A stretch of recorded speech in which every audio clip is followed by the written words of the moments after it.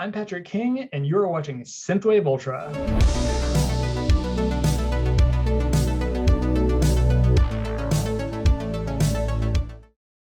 This week's guest is a woman of many, many talents, with production styles ranging from dreamy soundscapes to classic synth pop to cyberpunk dystopias. Along with her signature lush, sultry vocals, she propels every track to a whole new level of audio brilliance. Welcome this week's guest, Megan McDuffee. So I'm here with Megan McDuffee. Thank you for joining me this evening. Of course, thanks for having me. Yeah. So how did you get started in the whole synthwave retrowave thing? So back in 2011, before it even really had a genre label, I was a moderator at iTunes. So a lot of different music crossed my path just in my day job. And I've always loved 80s music. So when I came across stuff like Mitch Murder and Tesla Boy and Laserhawk, those were my three sort of introductory artists to the scene before it was a scene. I totally just fell in love with it. And I'm like, this is awesome. I love that people are still utilizing these, retro sounds and this nostalgia factor. So that's where it started. Very cool. Yeah, because it seems like it's really interesting how there are those kind of forefathers of the scene. I know Mitch Murder is definitely one of those where when people think of early synthwave, you think of him. Yeah, he's awesome. I love that guy. That's cool. So yeah, so who are some of your big influences? I mean, you said you've always liked just 80s music in general. So yeah, so who are some of your big influences and inspirations? That's a great question. I am such a weird amalgamation of influences, but as far as the 80s goes, definitely Depeche Mode. They are, top 3 artists of all time for me. So I'm sure a lot of the songwriting and melodic sensibility kind of comes from there. But as far as not synthwave goes, I would say I'm also very inspired by the Sneaker Pimps / IMX, same guy, he's amazing. Other trip hop like Morcheeba and Massive Attack. That's what I was trying to say. Morcheeba and Massive Attack. And then more crazy electronica like Infected Mushroom. I have a very wide net of things that I love to listen to that influence me. Yeah, very cool. No, it's interesting you mentioned Sneaker Pimps and Massive Attack, because I was actually listening to Inner Demons last night, and I can really see that influence. It's very dark and moody, and I always think of I remember when I was a kid seeing the video for Six Underground from Sneaker Pimps on MTV. I'm like this is interesting. It's so just dark, but there's such a cool atmosphere to it. It's kind of how I would sonically encapsulate a smoky jazz lounge, but electronica. That's kind of what trip hop is for me. So yeah, that's a really good way to put it too. Because I remember when I was before I got into synthwave, I was listening to a lot of indie stuff, indie alt rock and electronic stuff, and I remember Massive Attack would come on, and yeah, that's a really good descriptor for it, smoky, sultry underground club. Yep, definitely. That style has always spoken to me. So if it comes through, then that's cool. And thank you for listening to Inner Demons last night. I'm honored. I remember obviously I will consistently listen to it, but I remember when it first came out, I was just blown away by it, just because I know that's always kind of been your thing, is that kind of sexy sultry sound, and yeah, it really comes through. I remember we talked about that on Twitter a little bit, the little guitar twang on Wicked thing. I love that so much. That's so cool. Thank you. Yeah, that one, I don't know why that one ended up being some sort of westerny vampire thing, but that's just what came out. No, that's cool. No, I know too, you've kind of mentioned that online, how you have that kind of witchy sort of cyberpunk style too. So yeah, so it's definitely in keeping with that. Awesome. Thanks. Yeah. So I know you also do a lot of video game music. So tell me about that. How did you get started? How did you get started in that? What are some of the big projects you've worked on? Yeah. So that goes. It's kind of along the trajectory of when I started seriously pursuing music as a career. So I went to university for film scoring and electronic music, and then kind of went on to do some more grad work in orchestration, but I was very focused on film scores. So, kind of symphonic, orchestral, big boom-a-cracka stuff in my background. But video games were just an organic evolution of that trajectory. I was not getting as many film gigs as I wanted. And I feel like even now there's such a divide between smaller budget stuff and, huge Hollywood productions. There's not a lot of middle ground, whereas in the video game industry, you can have literally one person developing in their basement to create a sleeper hit like Undertale, and then all the way up to AAA titles, that, like, I don't know, pick anything, EA Games, Ubisoft, et cetera, but there's a lot in between. There's a lot of mid-level studios, there's a lot of, 3 or 4 person teams. So what am I trying to say here? There's a lot more opportunity to find a project that's going to fit with where you're at. So like I said, it was just a natural evolution for me where I started getting game gigs, and there were a lot more of them. And, obviously one thing led to another, and the more games I did, the more people found me for game music. And games was always something I wanted to do as well as film. So it's just kind of funny that it decided to take that path. And as far as some of the projects I've worked on, I've scored a handful of indie titles, but I would say, and most people might agree with me, that my biggest project to date is River City Girls. That was kind of a milestone for me as far as visibility and just literally sheer amount of work. I had to deliver 50 tracks of music. Yeah, 50. Yeah, so it was huge. It was a 9-month project, real cool thing to work on, and a lot of people found me because of that. Awesome. And then so I've done some stuff for Atari recently. That was pretty awesome. I'm working on 2 and quite possibly 3 games for Way Forward, who released River City Girls, one of which will be the sequel, which is awesome. I'm so excited. So I've been working on that, and I just landed another gig with a big studio that I can't talk about yet. So lots more coming. Yeah, very, very cool. Because I remember when River City Girls came out, that was a big deal, because obviously it's a sequel to River City Ransom, which is just like this legendary old school game. So that's a really big milestone, like you said. Yeah, it's really impressive. It was a dream come true. They were amazing clients too, because they hired me for my sound, and they were just like, here, just do that all over this game. And I'm like, yes, this is great. Nice. Yeah, that's super fulfilling as an artist when people hire you for you, not just they don't just hire you to say we want you to sound like this person. It's like, no, we want Megan McDuffee. Yeah. So that's always the ideal. So that was pretty rad. Nice. Well, yeah, I know too. You mentioned Atari. I know you recently came out with that. What was it? The Atari Recharge compilation, where it was remixes of their old video games. So how did that come about? That actually, so the team at Atari, one of the producers on the Atari Recharge series, found me through River City Girls. So it's just the progression of work, getting more work, which is awesome. So they called me up, and we worked out that I would be doing basically new music inspired by the 80s and the 90s for 4 games from their old roster. So Centipede, Breakout, Black Widow, and Asteroids. And I was super floored when they were like, yep, I want you to do all of them. So that 16-track soundtrack is all 4 of those games, which they will be bundling. Right now, just Centipede is out, but the others will be out in succession as well. So yeah, that was super fun. Yeah, because I remember when those came out, because obviously those are classic games. So they have pretty recognizable themes. I remember listening to them. It's it has that very 80s video game sensibility, or 80s video game style, with that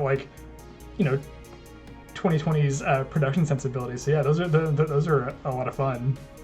Yeah, I had a lot of fun doing those because just keeping that energy up and making people bob their head while they're racking up points. That's always fun. Yeah, for sure.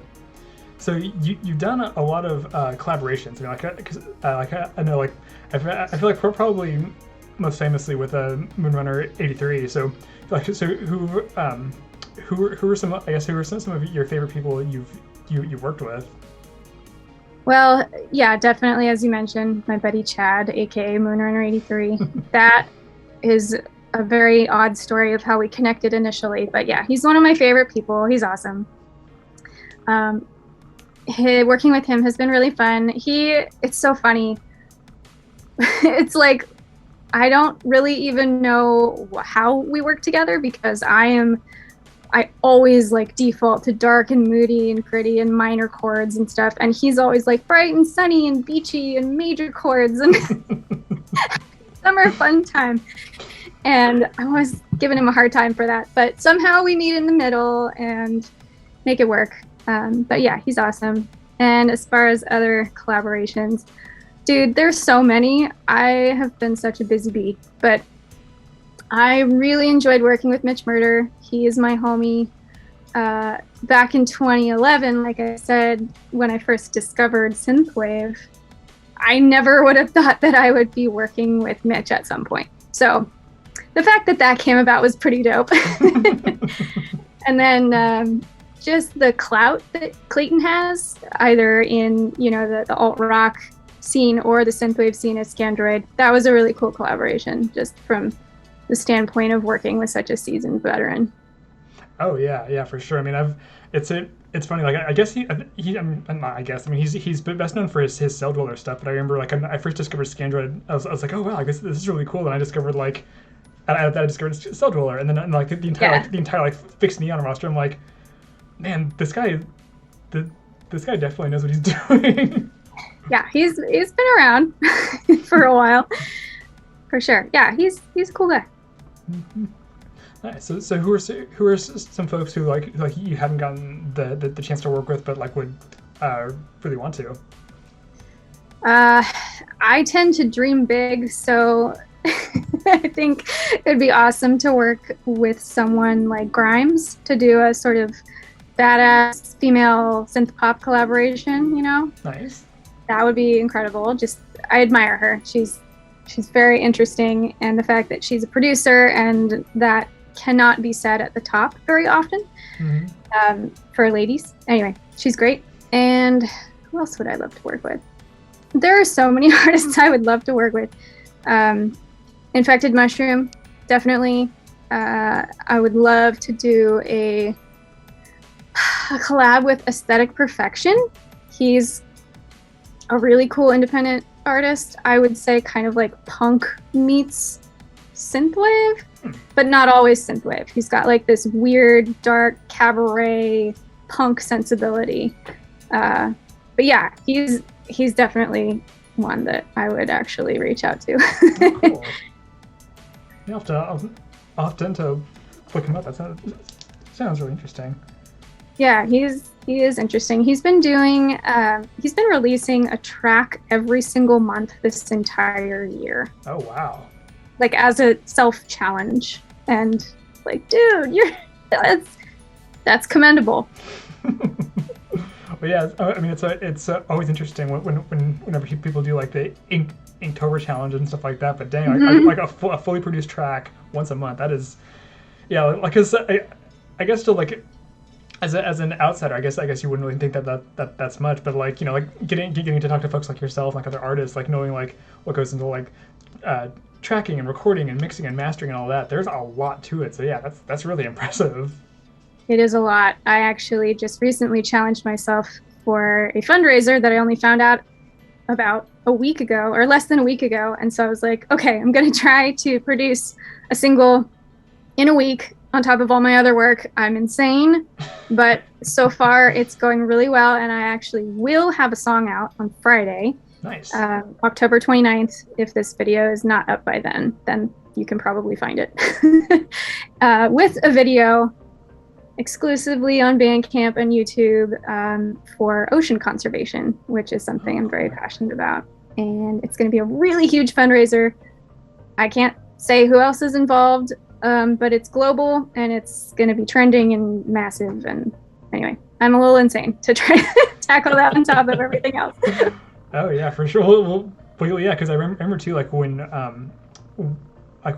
you started doing your the big Atari stuff earlier this year, you were saying just how insanely busy you're going to be. So like on top of that, that's that's some serious drive, if nothing else. I am usually a very motivated person. Yes. Nice. That's great. So I know like you do kind of alternate between like production and vocals. I mean like I said, like you're very like I feel like you're very very well known for your vocals, but also like your really slick production. So like I guess is there one that you prefer over the other, or is it just kind of like equal, or what do you think? Yeah.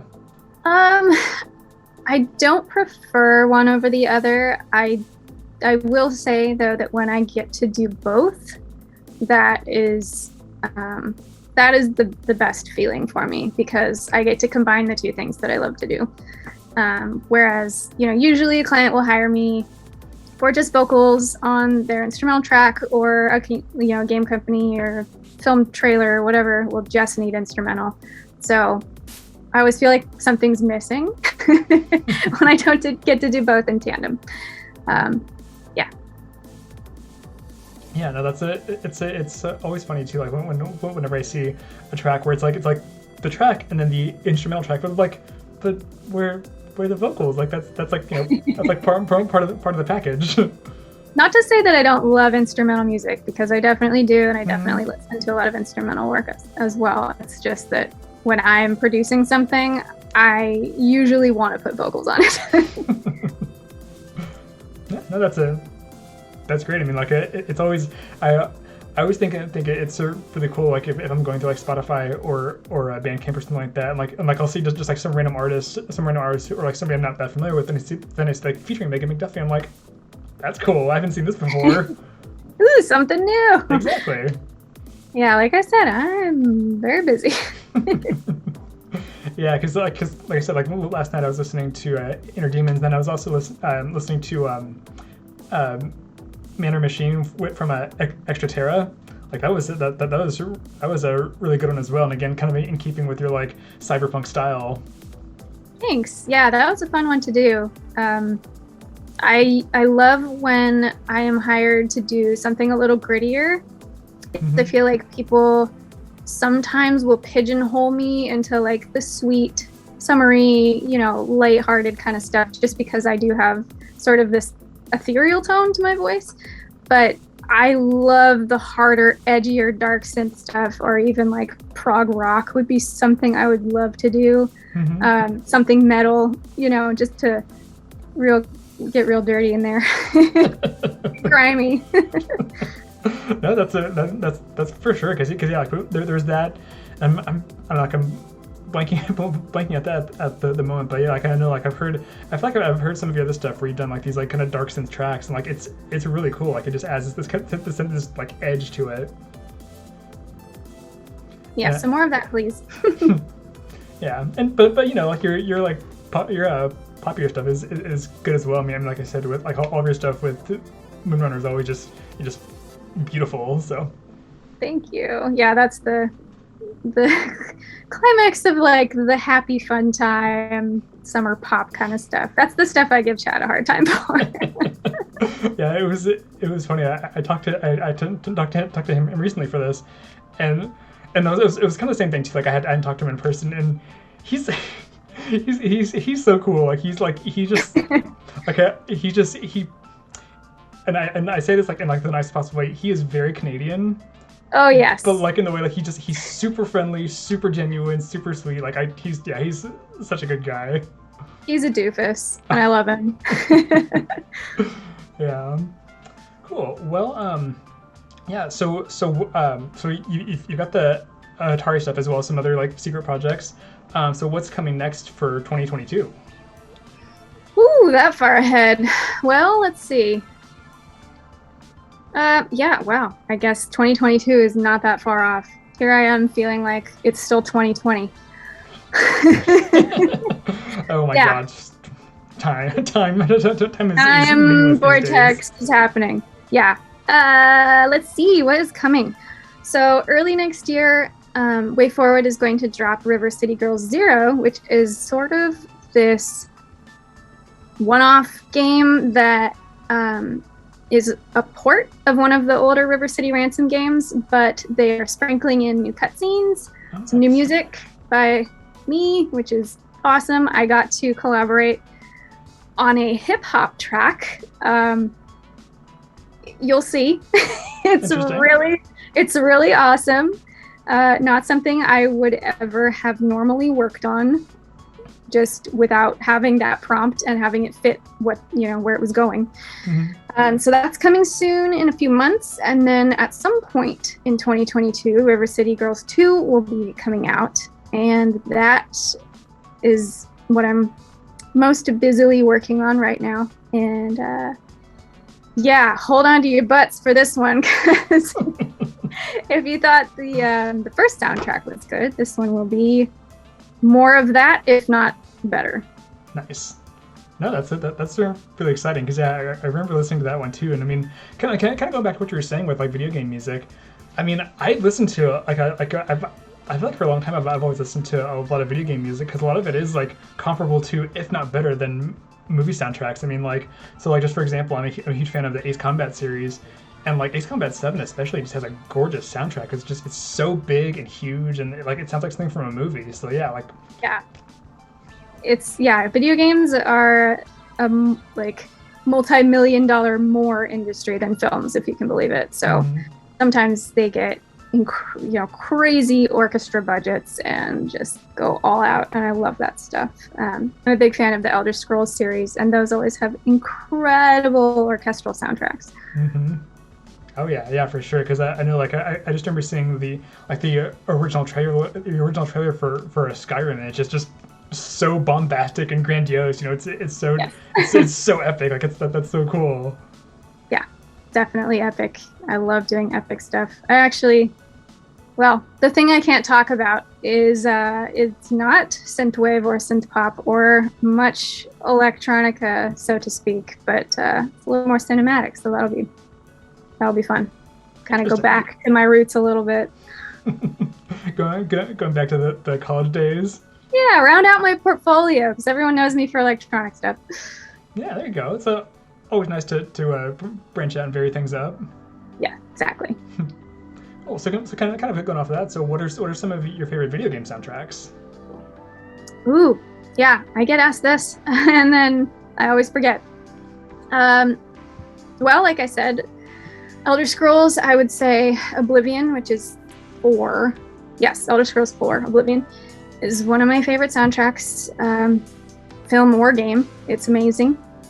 And Far Cry Blood Dragon is just super fun because Power Glove. I mean, it's awesome. I actually really, really love the soundtrack for Fez, which was a kind of awesome indie game that came out several years ago. The composer for that is Disaster Piece, and he actually worked on the film It Follows, if you've ever heard of that. Both incredible soundtracks. Nice. Yeah, I'd say those are kind of top 3 right now. Yeah, very cool. It's a nice little mix there. Yeah, very different. Yeah, and that's interesting too. Kind of what you're saying. Like, going with the whole mix of games. Like, I mean, I guess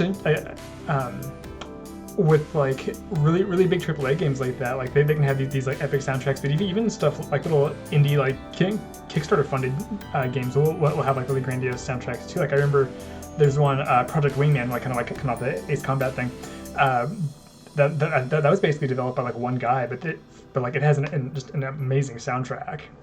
That's awesome. Yeah, it's always super cool to see when the developer does everything themselves, including the music. It's like, wow, you had time to develop an entire game and do the music. Hats off to you.